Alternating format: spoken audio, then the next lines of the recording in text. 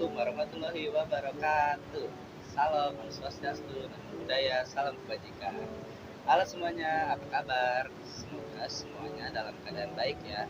Semoga perkenalkan, nama saya Bagas Pratmojo dari kelas G PGSD VIP WJ. Pada kesempatan kali ini, kita akan membahas mengenai implementasi dari kurikulum tahun 1975. Menarik bukan? Oke, kalau begitu kita langsung masuk ke dalam pembahasannya. Implementasi kurikulum tahun 1975. Video ini dibuat untuk memenuhi UAS mata kuliah pengembangan kurikulum SD dengan dosen pengampu Dr. Otip Satibi, MPD. Nah, sekarang kita masuk ke dalam pembahasan dari implementasi kurikulum tahun 1975. Pendekatan kurikulum tahun 1975 ini orientasinya kepada tujuan. Tujuan tersebut berdasarkan tujuan-tujuan nasional, tujuan institusional atau lembaga, baik secara umum ataupun khusus, serta tujuan kurikuler pada setiap bidang studi. Nah, kemudian terdapat pendekatan integratif keseluruhan pada sistem pembelajaran. Pendekatan ini menunjang tercapainya tujuan akhir dari pembelajaran. Pendidikan berlangsung dengan terdapat beberapa komponen, yaitu komponen pelajar, guru, kurikulum, dan metode mengajar, dilengkapi administrasi, tujuan, dan komponen penunjang lainnya agar mencapai tujuan pendidikan. Nah, dalam pelaksanaan kurikulum 1975, digunakan cara penyampaian pengajaran dalam bentuk satuan pelajaran. Nah, sebagaimana halnya modul, satuan pelajaran ini juga berbentuk satuan-satuan program pengajaran yang lebih kecil. Bedanya dari modul adalah bahwa satuan pelajaran disusun dan digunakan oleh guru dalam memberikan pengajaran. Sedangkan modul sebagian besar langsung digunakan oleh murid atau siswa. Nah, oleh karena itu, program satuan pelajaran tidak lengkap program modul, sekalipun pokok-pokok bahannya ini sama. Di samping itu, mengingat satuan pelajaran digunakan oleh guru, sedangkan modul sebagian besar langsung digunakan oleh murid atau siswa, sistem satuan pelajaran masih menggunakan sistem kelas dan guru seperti biasa. Nah, sedangkan sebaliknya, sistem modul sudah mengarah kepada sistem pengajaran secara individual, di mana peranan guru dalam banyak hal berbeda dari sistem yang biasanya.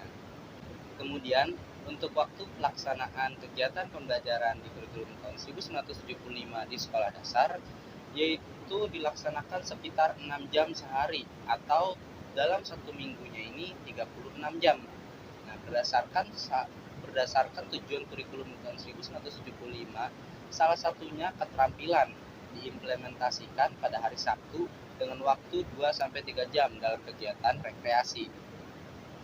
Namun, ada perbedaan waktu kegiatan pembelajaran di kelas rendah dan di kelas tinggi. Di kelas rendah, yaitu di kelas 1 dan 2, menghabiskan waktu 26 jam dalam seminggu.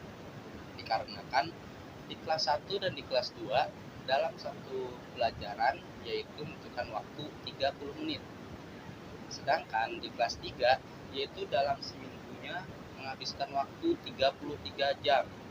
Kemudian di kelas 4, 5, dan 6, waktu yang dihabiskan dalam seminggu yaitu 36 jam, karena dalam satu pelajaran menghabiskan waktu 40 menit.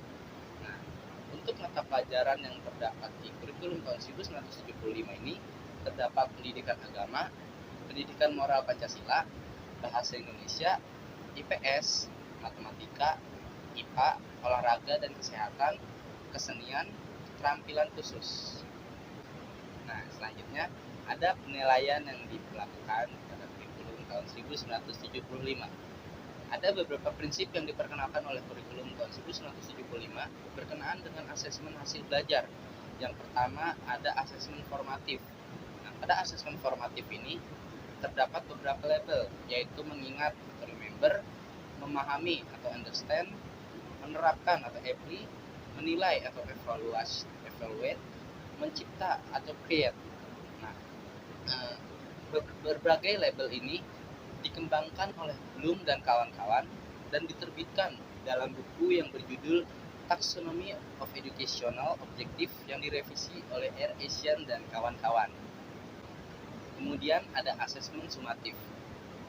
Kebijakan dari asesmen sumatif ini mengenai frekuensi asesmen yang dilakukan terus-menerus setiap suatu topik bahasan setelah selesai dipelajari, sehingga prinsip asesmen modern, yaitu asesmen yang dilakukan secara kontinu, diperkenalkan oleh kurikulum 1975 ini. Nah, melalui penerapan prinsip ini, maka dapat dikatakan peserta didik ini selalu berada dalam keadaan siap belajar dan mengikuti asesmen. Bahkan ada kesan bahwa peserta didik ini belajar untuk tes. Sekian pembahasan mengenai implementasi dari kurikulum tahun 1975. Semoga apa yang telah kita bahas dapat bermanfaat bagi kita semua. Sekian dari saya, Bagas Retmojo. Kurang lebihnya saya mohon maaf. Wassalamualaikum warahmatullahi wabarakatuh. Salam swastiastu, budaya, salam kebajikan.